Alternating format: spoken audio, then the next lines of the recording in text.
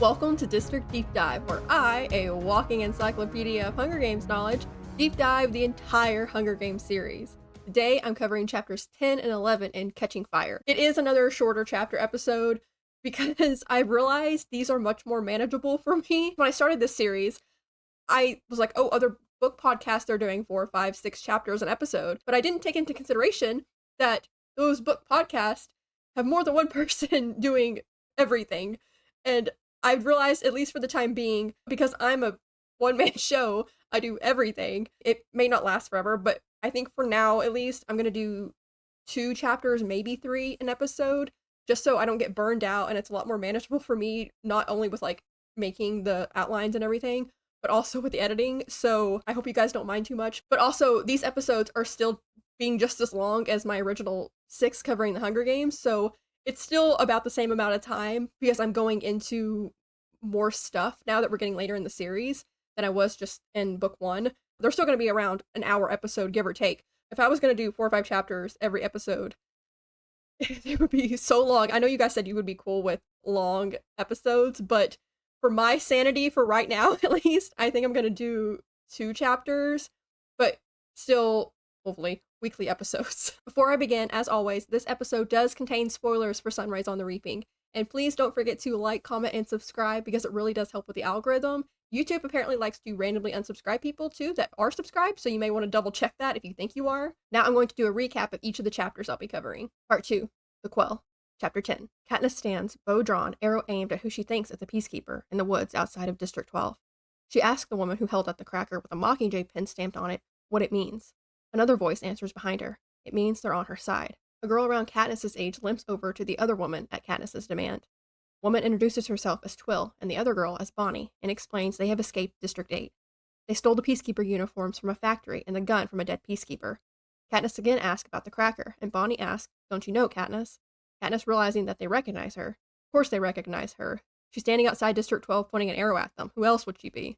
When Bonnie realizes Katniss doesn't know any of what's going on, Katniss says that she knows they had an uprising in District 8. That's when Twill tells her that's why they had to get out, and that they're heading to District 13, and that Bonnie's 2 big boots are what caused her to twist her ankle. Suspecting they're telling the truth, Katniss retrieves Twill's gun before lowering her bow.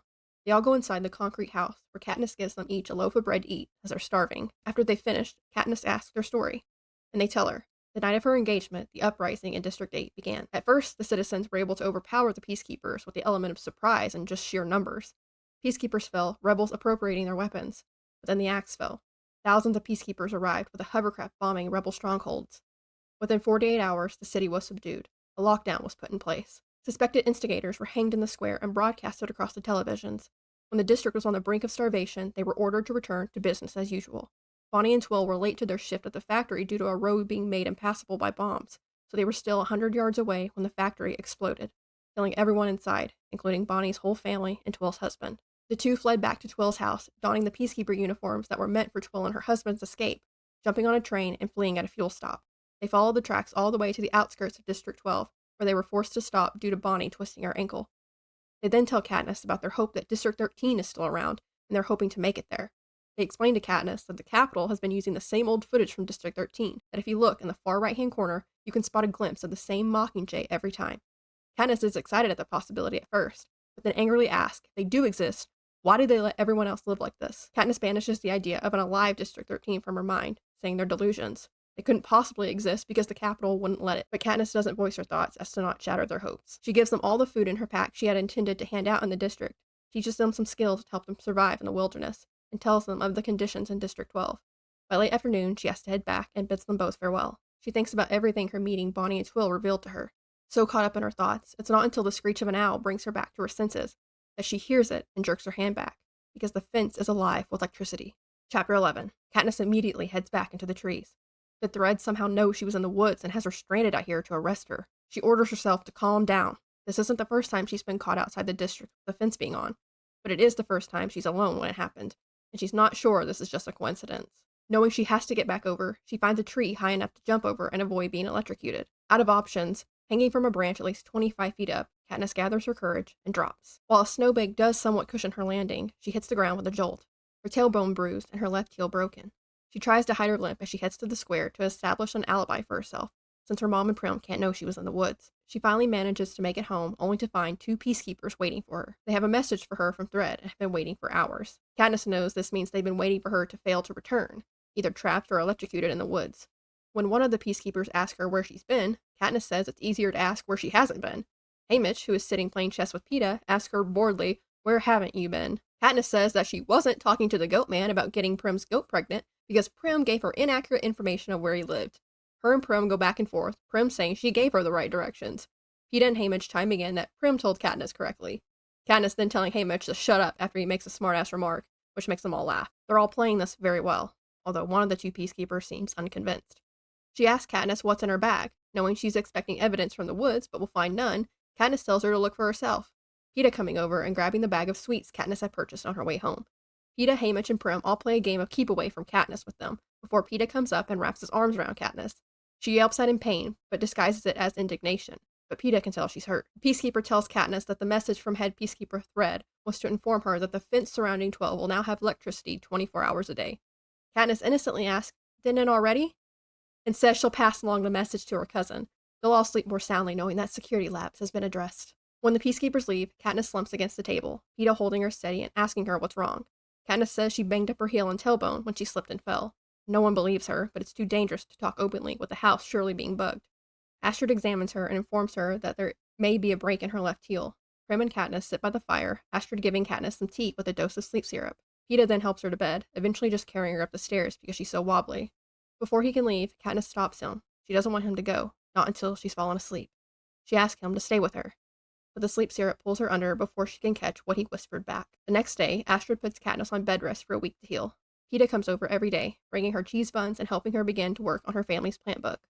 Him drawing the pictures and Katniss recording her knowledge she's learned over the years. Peeta suddenly stops shading one afternoon, startling Katniss as she had been secretly admiring him, and tells her that he thinks this is the first normal thing they've done together. Katniss agrees, saying it's nice for a change. Every afternoon, Peeta carries her downstairs for a change of scenery, and Katniss turns on the television, which unnerves everyone since usually they only watch when it's mandatory.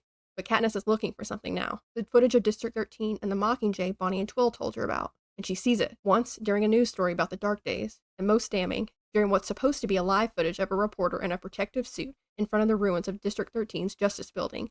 But right before they cut back to the main newscaster, there it is again. The flash of the same Mockingjay wing.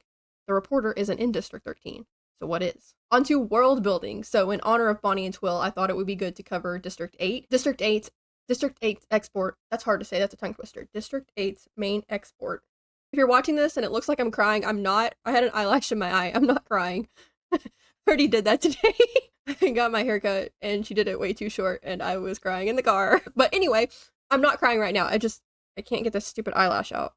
District 8's main export is textiles, and they have a lot of factories. One of the factories specializes in making peacekeeper uniforms. That's where Bonnie and Twill both work. And it also has a chili inspection dock. The textile factories are very loud, which makes it easier to pass word about a potential uprising without getting caught. Katniss remembers District 8 as an ugly urban place stinking of industrial fumes. The people housed in run-down tenements, barely a blade of grass in sight, no opportunity ever to learn the ways of nature. Other locations in District 8, besides the factories, are the Justice Building, of course, the Peacekeepers' headquarters, and the Communication Center in the square. And there's also a railroad, a granary, a power station, armory, community centers, and a warehouse by the tracks. District 8 was also one of the districts that Katniss noted on the victory tour that there was, quote, genuine elation in the faces of the people at the sight of us, and under elation, fury. When they chant my name, it's more of a cry for vengeance than a cheer. When the peacekeepers move in to quiet an unruly crowd, it presses back instead of retreating. So speaking of, this is where we have the first confirmed uprising in Panem. It's the same uprising that Katniss saw on the mayor's television. Bonnie and Twill explained this all to Katniss during the set of chapters, and I kind of touched on it during the summary, but I'm going to go more in depth on the uprising and then the conditions afterwards in District 8, because this is the first confirmed uprising that we see, and it also has to do with District 8. So the idea for the uprising started in the factory that Bonnie and Twill worked for, where they make peacekeeper uniforms. During Katniss and Peeta's stop in District 8 on the victory tour, that was kind of a rehearsal for the uprising. Quote, people in crowds positioned themselves according to their teams, next to buildings they would target when the rebellion broke out, to take over the centers of power in the city, like the Justice Building, the Peacekeeper headquarters, and the Communication Center in the square, and other locations in the district, the railroad, the granary, the power station, and the armory. So pretty much everything I mentioned. second ago. The night that the uprising began was the night that PETA proposed to Katniss on national television. The Victory Tour is mandatory viewing, so it made it the perfect cover for everyone to gather in different places after dark that it wouldn't be suspicious. Quote, ordinarily, such activity would have been too suspicious. Instead, everyone was in place by the appointed hour, 8 o'clock, where masks went on and all hell broke loose. Taken by surprise and overwhelmed by sheer numbers, the peacekeepers were initially overcome by the crowds. The communication center, the granary, and the power station were all secured. As the peacekeepers fell, weapons were appropriated for the rebels. There was hope that this had not been an act of madness, that in some way, if they could get the word out to the other districts, an actual overthrow of the government in the capital might be possible. Twill and her husband were originally the ones that were supposed to have those peacekeeper uniforms and sneak out of the district to get word to all the other districts. Bonnie was the one that slowly but surely stole all the items needed for the peacekeeper uniform because she worked in the inspection bay. This had been planned for a little while. It wasn't just it happened overnight. But then you have the aftermath of this uprising. Quote, then the axe fell. Peacekeepers began to arrive by the thousands. Hovercraft bombed the rebel strongholds into ashes. In the utter chaos that followed, it was all the people could do to make it back to their homes alive. It took less than 48 hours to subdue the city. Then, for a week, there was a lockdown. No food, no coal, everyone forbidden to leave their homes. The only time the television showed anything but static was when the suspected instigators were hanged in the square. Then, one night, as the whole district was on the brink of starvation, came the order to return to business as usual. And then, like I said, Bonnie and Twill were late to their shift, which is why they were not in the factory when the factory exploded. Twill tells Katniss that someone must have told the capital that the idea for the uprising had started there. And then, like I said, Bonnie and Twill made their way out of District 8 with the peacekeeper uniforms that were originally meant for Twill and her husband. They got on a boxcar, headed for District 6, and then they fled at a fuel stop. And they had made their way to the outskirts of District 12 about 2 days before Katniss found them. District 13. I'm not going to cover District 13 in full right now because we will learn much, much more about District 13 and Mockingjay. But I wanted to touch on what we know as readers from here and what Katniss knows about District 13 at this point. District 13 was supposedly destroyed after the district's defeat during the Dark Days. Its official industry was graphite mining, but they also made nuclear weapons. Will tells Katniss during the set of chapters that she thinks the capital is leaving District 13 alone because before the Dark Days, District 13's principal industry was nuclear development. Twill tells Katniss that they had a few small mines, yes, but not enough to justify a population of that size. That, I guess, is the only thing that we know for sure. The Capitol likes to show footage of a destroyed District 13 all the time for their propaganda, and they show supposedly live footage of it when there's reporters going there. What the Capitol wants to portray about District 13 is what we see at the end of Chapter 11, when Katniss is watching TV looking for this footage. She says, the main newscaster is reading a piece about a shortage of graphite affecting the manufacturing items in District 3. They cut to what is supposed to be live footage of a female reporter encased in a protective suit standing in front of the ruins of the Justice Building in 13.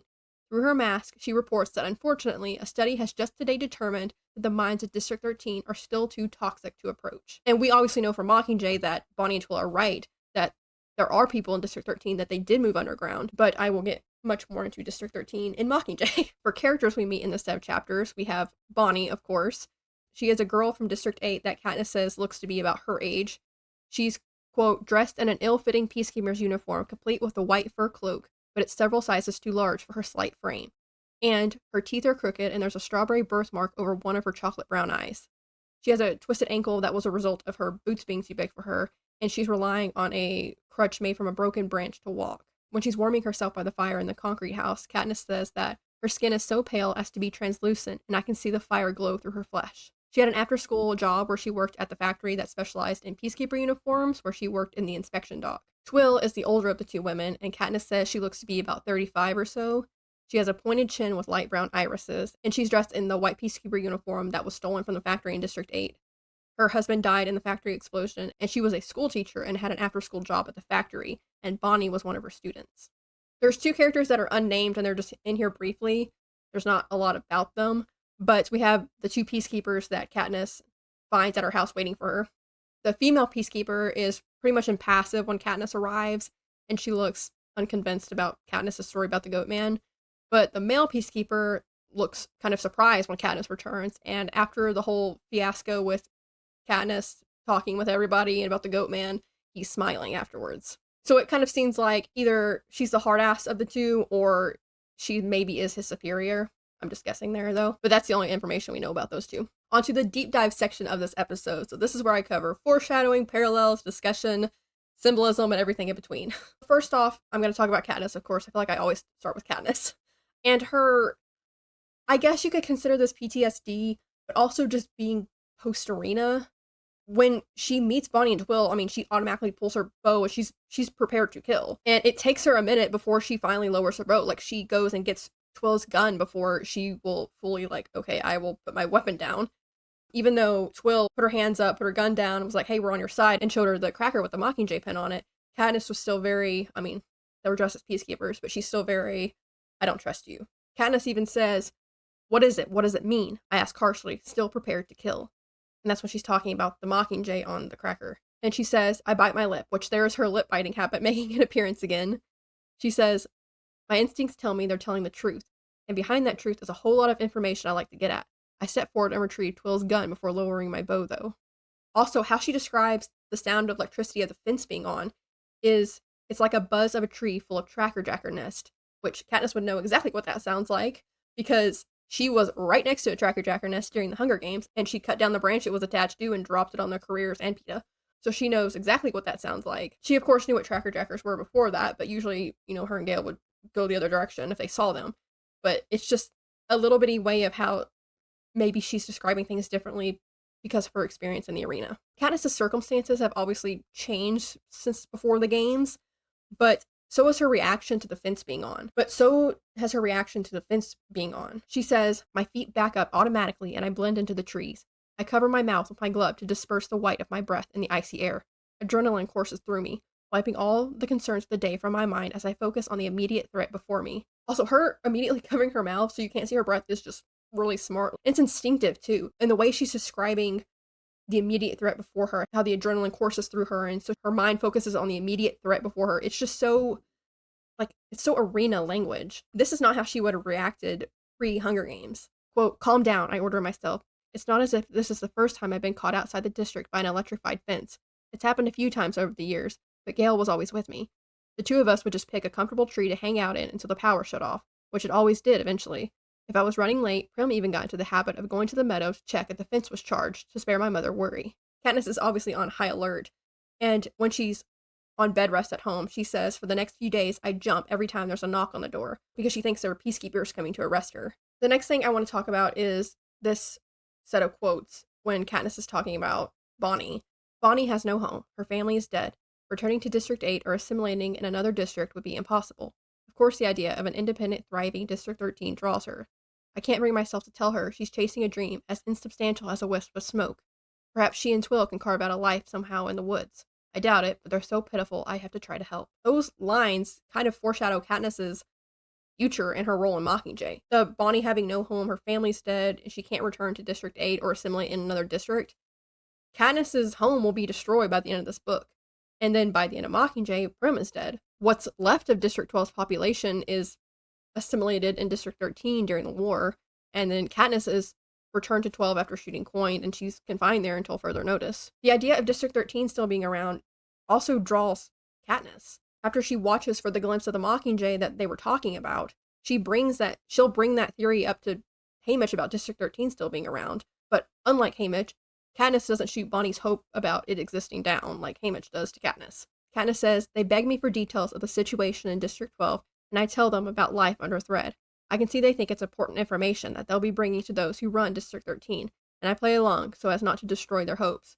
But when the light signals late afternoon, I'm out of time to humor them. I also think there's a subconscious part of Katniss here that wants to believe what Bonnie and Twill are telling her.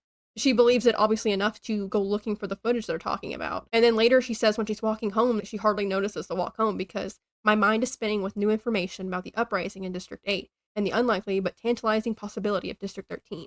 And just something about Katniss's empathy here. She thinks that they're not going to find District 13. Even though she thinks it's pointless, she still tries to help Bonnie and Twill and teach them to survive in the woods. She teaches Twill the basics of hunting and how to clean a kill, and then she teaches them how to make a proper fire, and she makes a new crutch for Bonnie, and she also gives Bonnie her extra layer of socks to stuff in her big shoes, and then she tells her to wear them on your feet at night. On to Katniss's injury here. Katniss has the tendency to injure the left side of her body. Her left ear is the one that went deaf in the arena when she blew up the supplies. The left side of her face is the side that was struck by Thresh's whip, And now, in this set of chapters, she injures her left heel and her tailbone. Katniss needs bubble wrap on the left side of her body. I'm going to talk some more about District 13 that doesn't have to do with world building. This is where we're first introduced to the fact that District 13 may still be around. We've known about District 13's, supposed destruction since the first book. Actually, the very first chapter in the Hunger Games. Katniss says at the Reaping during the first book that the mayor recites the same story every year of Panem, and that then came the Dark Days, the uprisings of the districts against the capital. 12 were defeated, the 13th obliterated. Katniss also mentioned in the Hunger Games, in Chapter 6, that District 13's job was graphite mining before they were destroyed, and after Effie's comment about, if you put enough pressure onto coal, it turns to pearls. So we got that District 13 mentioned there, and we get introduced to the idea of people running from District 13 in, a very discreet way in the first Hunger Games book.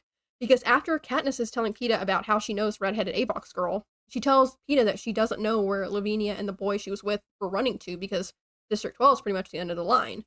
Beyond us, there's only wilderness. If you don't count the ruins of District 13 that still smolder from the toxic bombs. They show it on television occasionally, just to remind us, which we'll see that here in Catching Fire. But when Katniss meets Bonnie and Twill, Katniss actually thinks of the day her and Gale saw Lavinia and the boy get captured. It's not in regards to, Bonnie and Twill saying they're heading to District 13, but she still thinks of that day during that moment.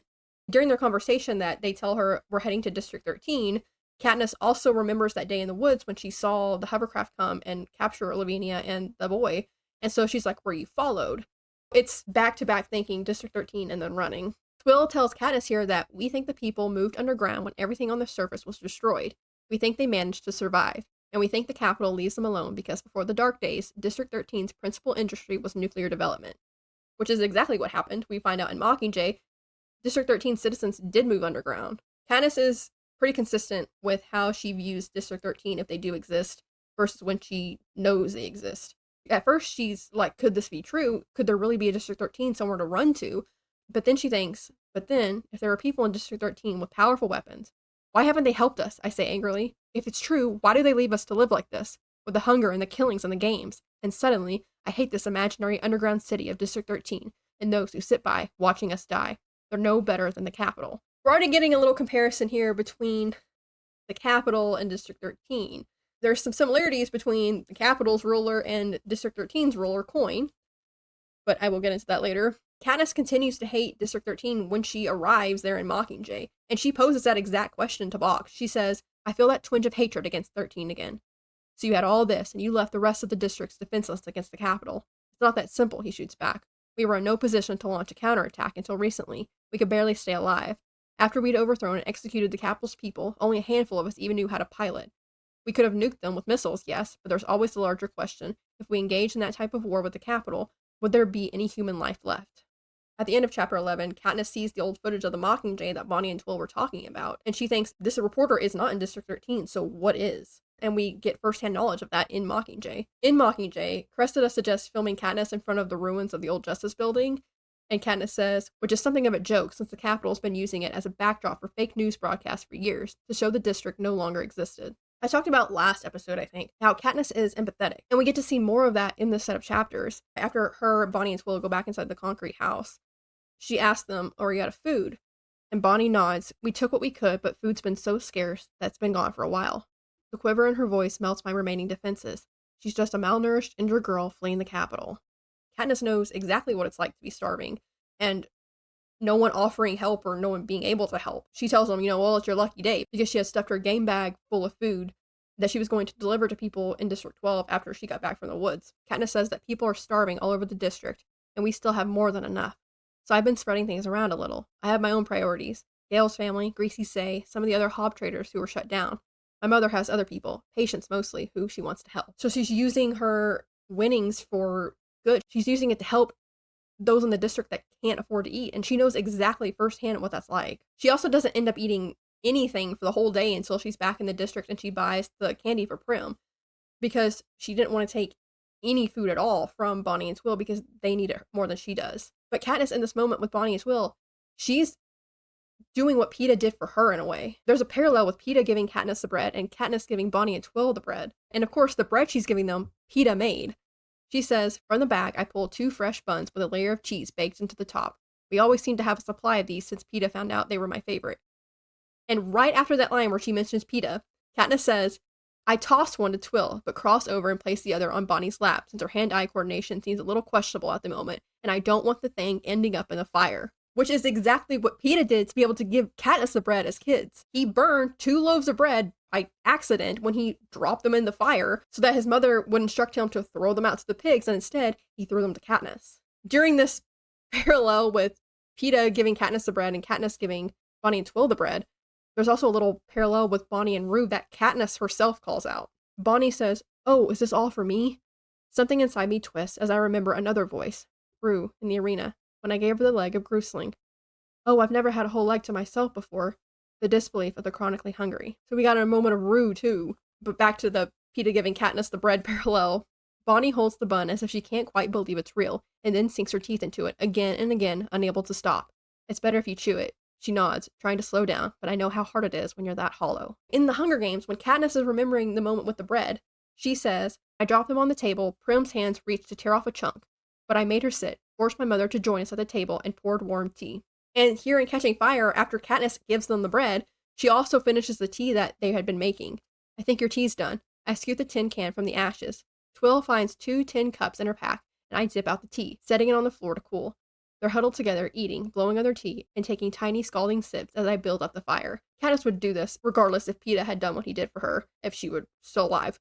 But Katniss is kind of paying it forward, almost in the same way that PETA gave her the bread. PETA throws her 2 loaves of bread that she brings home to her mother and Prim, and they drink tea, and then here, Katniss gives Bonnie and Twill 2 loaves of bread that PETA made, and then pours them tea while they sit there huddled by the fire. A little Sunrise on the Reaping Easter egg that we get is one of the shops that Katniss visits when she's trying to establish her alibi is the sweet shop, and she purchases a bag of sweets that have peppermints in them for Prim. In Sunrise on the Reaping, one of the many insults that Maisley gives to Drusilla is she gives Drusilla's outfit a red and white striped jumpsuit with a matching beanie the once over.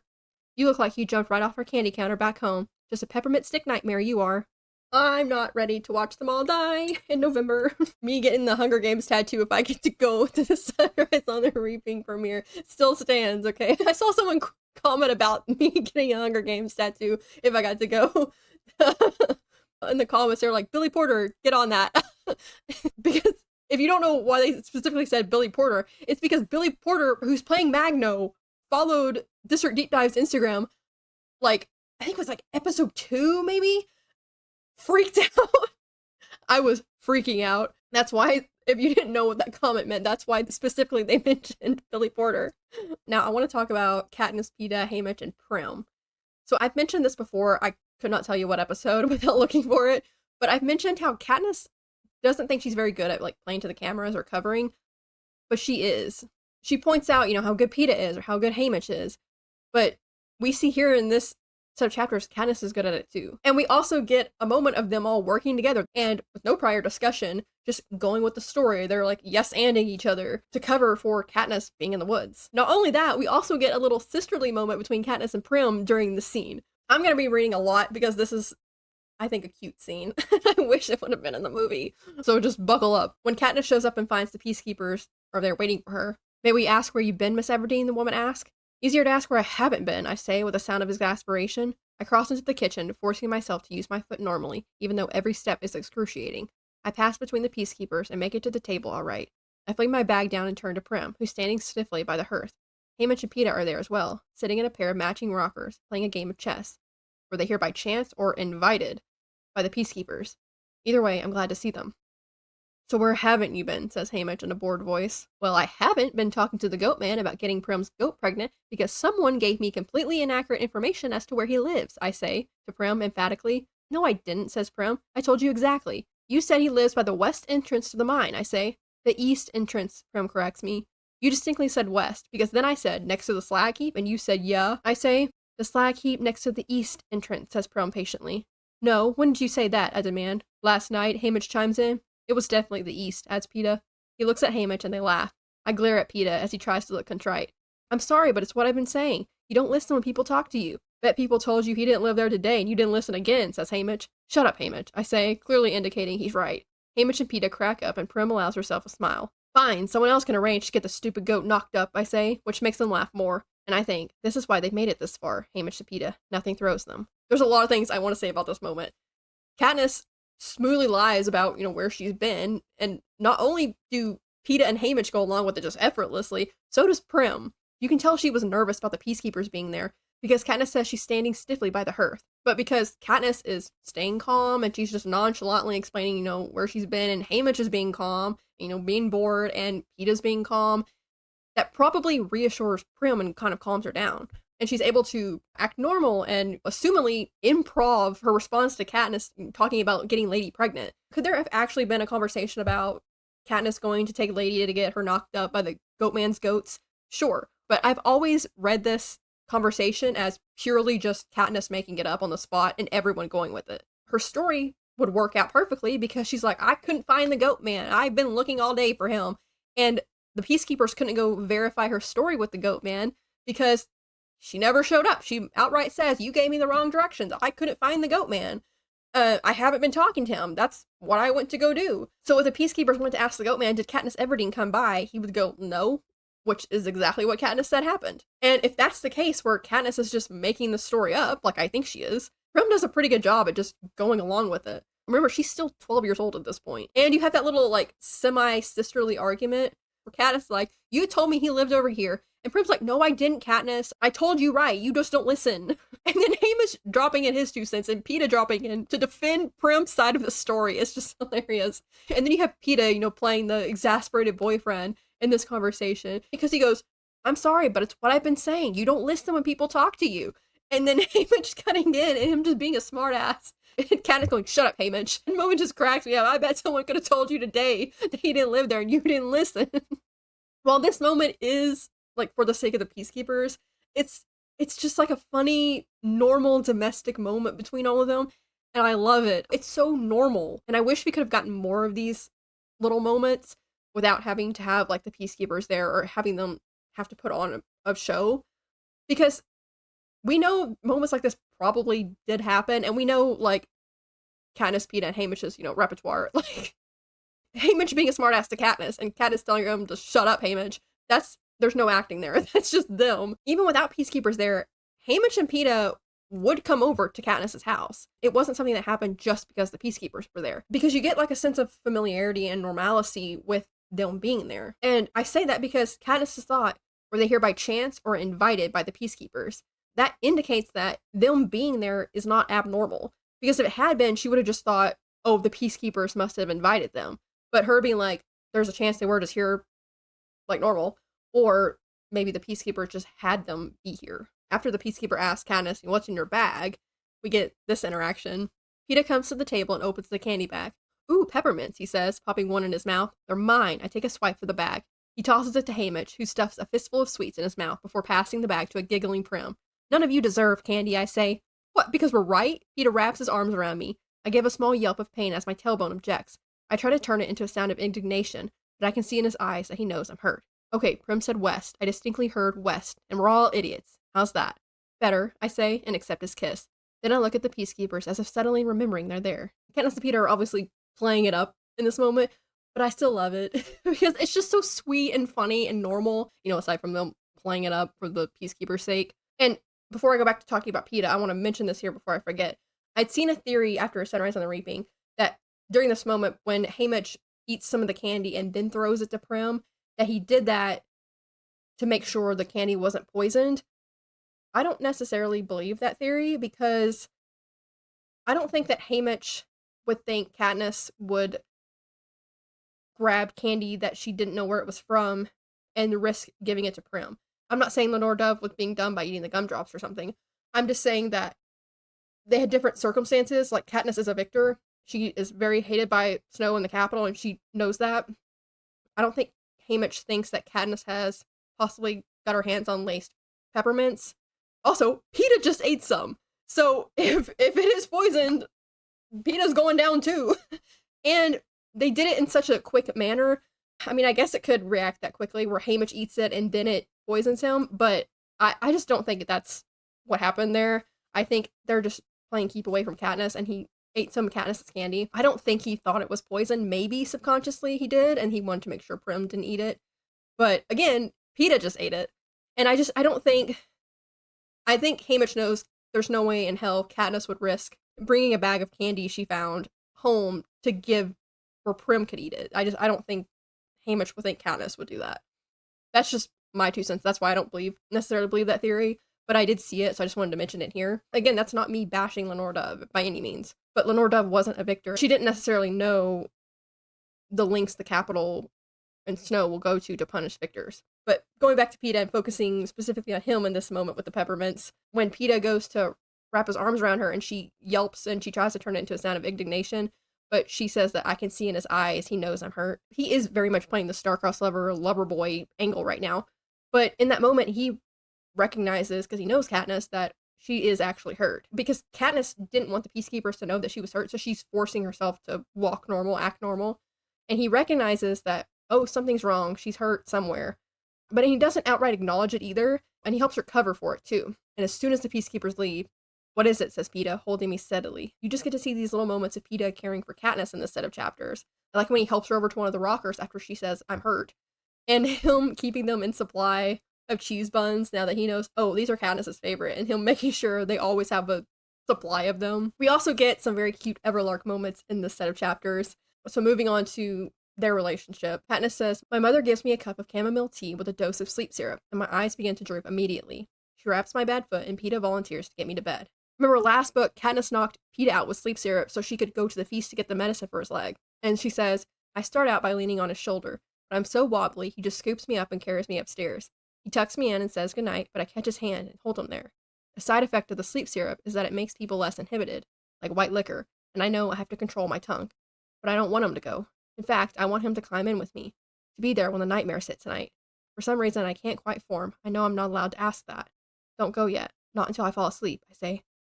Peeta sits on the side of my bed, warming my hands in both of his. "Almost thought you changed your mind today, and you were late for dinner." I'm foggy, but I can guess what he means. With the fence going on and me showing up late and the Peacekeepers waiting, he thought I'd made a run for it. Maybe with Gale.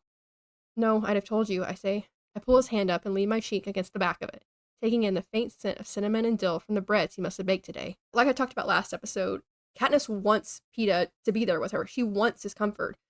But at the same time, she thinks that she can't want that because being with Peeta is what the Capitol wants, and she can't want what the Capitol wants. There's also just a parallel with this moment and the moment last episode with Gale. But this time Katniss is the one that's drugged and injured, and Peeta's there holding her hand, instead of Gale being the drugged and injured one and Katniss there holding his. But Peeta and Gale both say the same thing, that they thought she would be gone, like she would have run off. When you read it, there's just more warmth in the moment when Katniss is describing it. And I thought, well, maybe that's my bias because, I love Peeta and I have the knowledge of the whole series. You can tell me what you think. I just think, I've seen people say this before, like, there's always, like, kind of cold detachment with Gale when she's describing those moments, and there's warmth and comfort with Peeta. And I think this moment really shows that, too. She describes this moment with, like, warm, comforting things. So she describes him tucking her in, and he's sitting on the side of her bed, warming my hands in both of his. And she says that, she has to control her tongue because of the sleep syrup. It can make you a little less inhibited, like white liquor. But that doesn't mean that everything she's thinking and feeling right now is just because of the sleep syrup. It's just mean that she's allowed to feel those things in this moment. The sleep syrup is allowing her to feel those things in this moment without, the guilt and everything else that she would normally be thinking and battling every day. Like she says, she can't remember why she isn't allowed to ask Peeta to climb into bed with her. And most importantly here, she does not regret this moment with Peeta like she does the moment with Gale. They are slightly different. There's never any regret the next day about this moment with Peeta, like there is with Gale, because she hoped that, yes, she kissed Gale, but like we talked about last episode, it was for a myriad of reasons. She hoped Gale wouldn't remember her doing that because she regretted it. But here, back in this moment with Peeta, we get the famous "stay with me" scene. She says, "Stay with me." As the tendrils of sleep syrup pull me down, I hear him whisper a word back, but I don't quite catch it.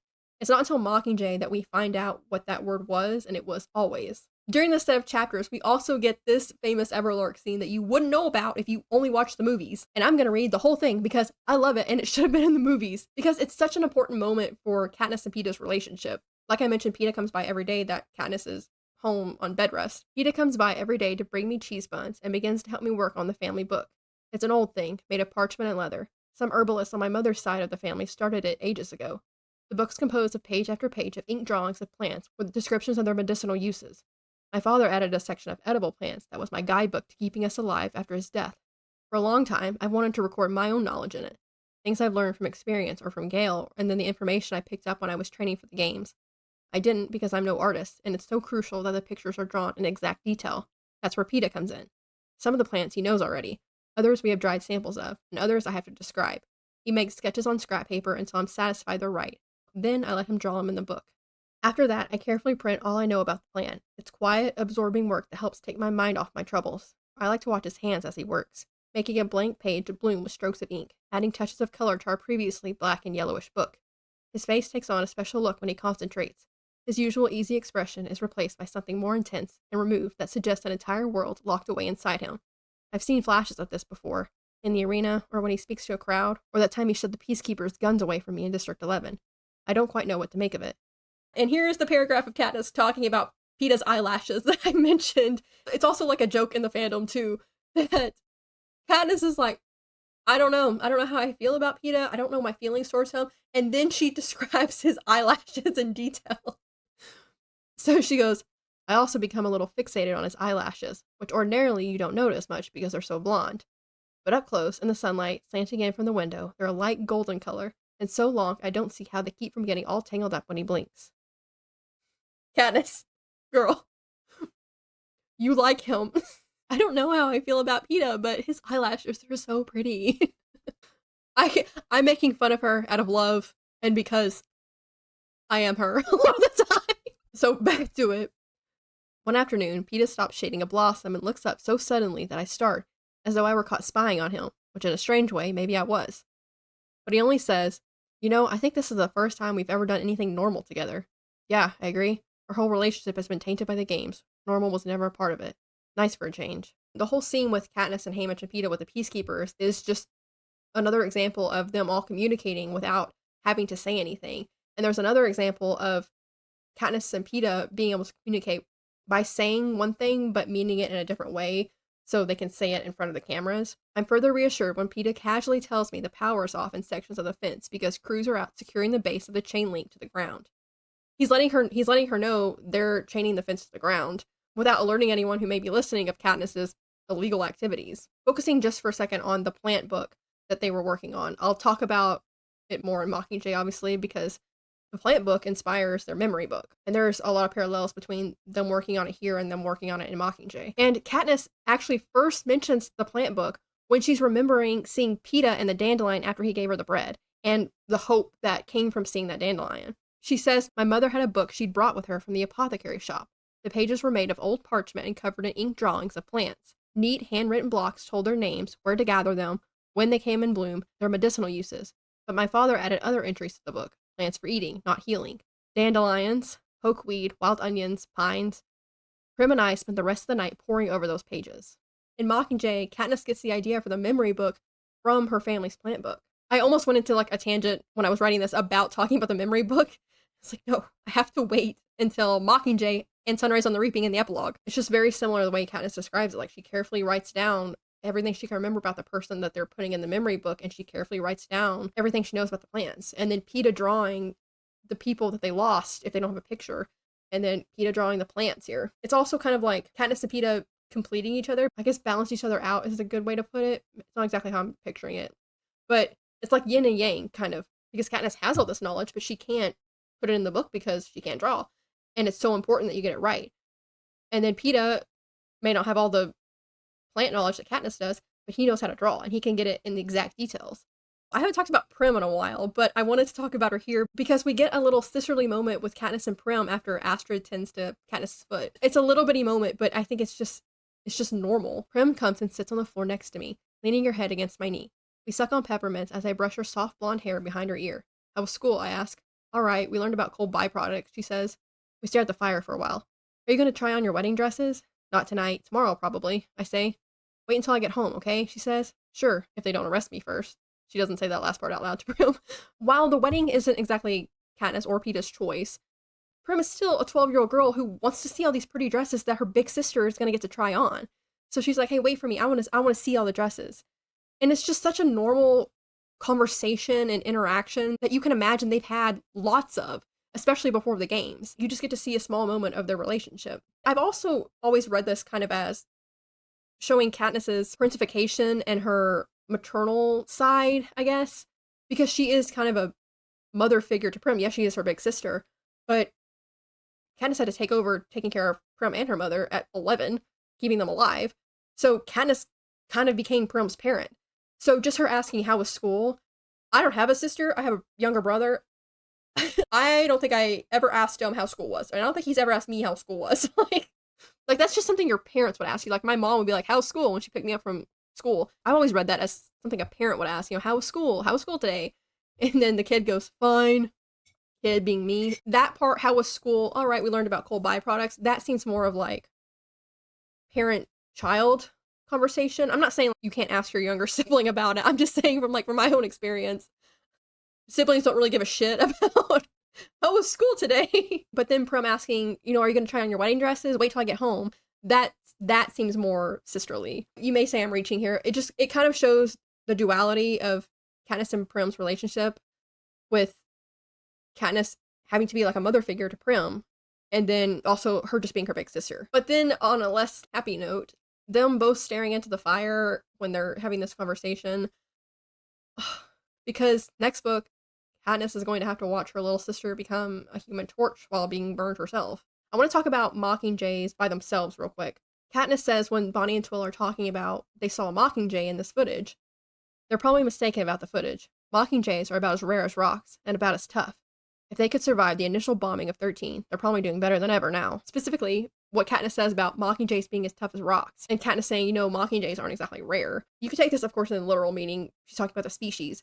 But you could also take this as, in the way Katniss being the Mockingjay, that there being a lot of people that want to do this, want to stand up to the Capitol. You could take it as there being little sparks throughout the years for the rebellion, but none of them necessarily igniting like Katniss's spark was. We've seen rebels in different ways throughout the series, especially in District 12, and how many there are. Maybe they don't all try to blow up the arena like Haymitch did, but there are different little rebellions that people do in everyday life. Everyone in the Hob, that's a black market, the illegal black market. Like Greasy say, everyone in the Hob is kind of rebelling against the Capitol. And then, of course, you have Lucy Gray and Haymitch and Peeta and Maisley and Gale, and the list just goes on and on and on.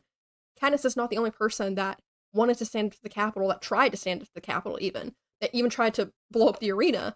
She's just the one that, like Haymitch says, maybe she was just luckier. She just had this perfect storm of, yes, her, but also just a perfect storm of circumstances, because she volunteered, so that's going to make her stand out from being from District 12. And then the arena being something that shouldn't be a strength for her. It should be a weakness. But it's not. It's a strength because she knows how to survive. And it just being the perfect time, all this is building and building and building. And if it hadn't been for Peeta, she wouldn't have pulled out those berries, which wouldn't have sparked the rebellion. So she's just a perfect storm of everything. And she had the right attitude and the right strengths to set this in motion. But there are, quote unquote, like symbolically other Mockingjays, like Lucy Gray and Haymitch and Burdock and Peeta and Gale even. But like Katniss says, Mockingjays, they're about as rare as rocks, meaning they're pretty common, and they're about as tough as rocks too. Mockingjays are also something the Capitol never intended to exist. They are in of itself a spit in the face to the Capitol. They are a rebellion in and of itself. Also, Katniss talking about Mockingjays surviving the bombing of District 13. Katniss does survive a bombing in District 13, and so do some of the other people I mentioned, like Greasy Say. They survived the bombing of District 12, and then also another bombing at District 13. So now that I've mentioned, Katniss being the perfect storm of circumstances to become the Mockingjay, we already knew the Mockingjay was becoming a symbol for the rebels, but we get to see it again here with Bonnie and Twill. We get more building of Katniss becoming the Mockingjay. I'm nearing the fence when a Mockingjay lands on a branch and trills at me. At the sight of it, I realize I never got a full explanation of the bird on the cracker and what it signifies. It means we're on your side. That's what Bonnie said. I have people on my side? What side? Am I unwittingly the face of the hoped-for rebellion? Has the Mockingjay on my pin become a symbol of resistance? If so, my side's not doing too well.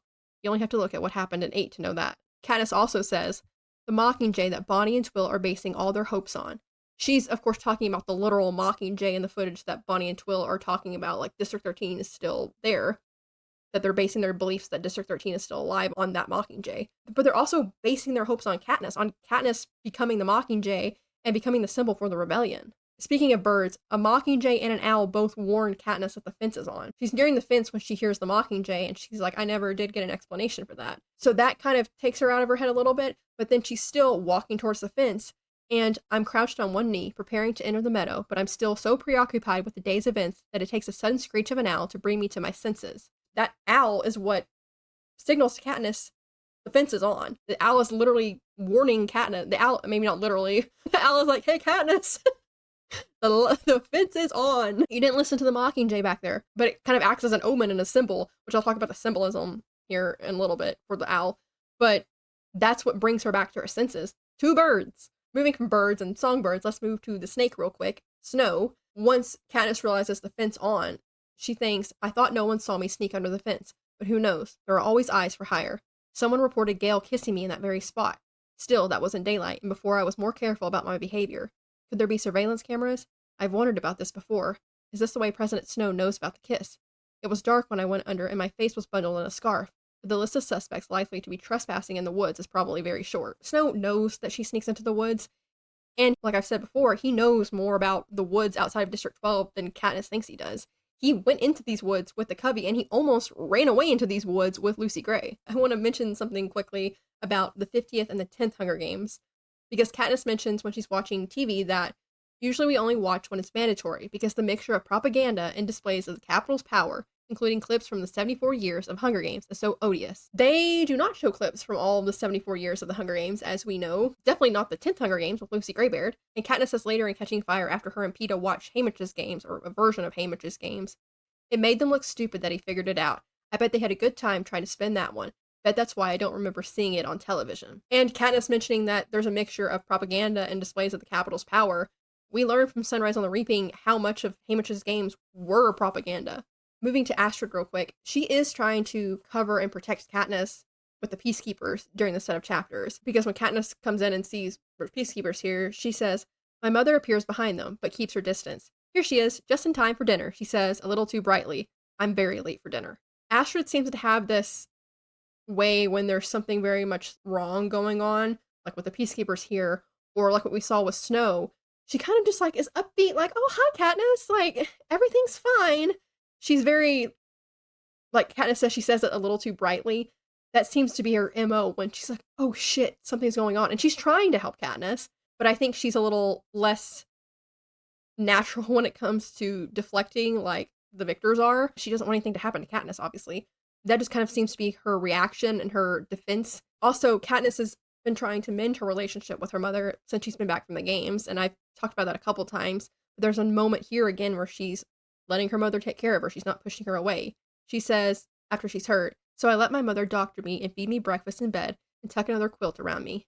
The tree that Katniss climbs to get back over the fence is an old maple tree. During the Court of Quell arena, Katniss recognizes what the spile is that Haymitch sends her and what it does, because her father had a handful of spiles that they used to tap trees with to get maple syrup from. And she's the only one that knows what the spile does, and it takes her a little bit to figure out what is this, but that's why. And it's a very small thing that it's a maple tree, but I even wrote it when I was annotating forever ago in there that Katniss knew what a spile was because they used to tap the trees to get maple syrup. One last thing in the deep dive section of this before I get on to symbolism, it's just Katniss' sarcasm and attitude. I wanted to end it on a little lighter note for this part, just because she's just such a smartass.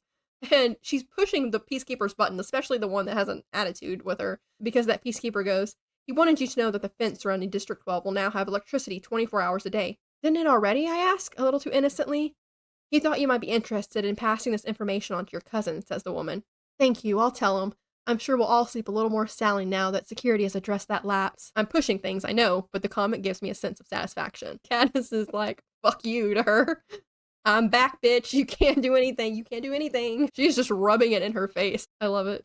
Haymitch would approve, I think. Now onto symbolism, specifically right now the names.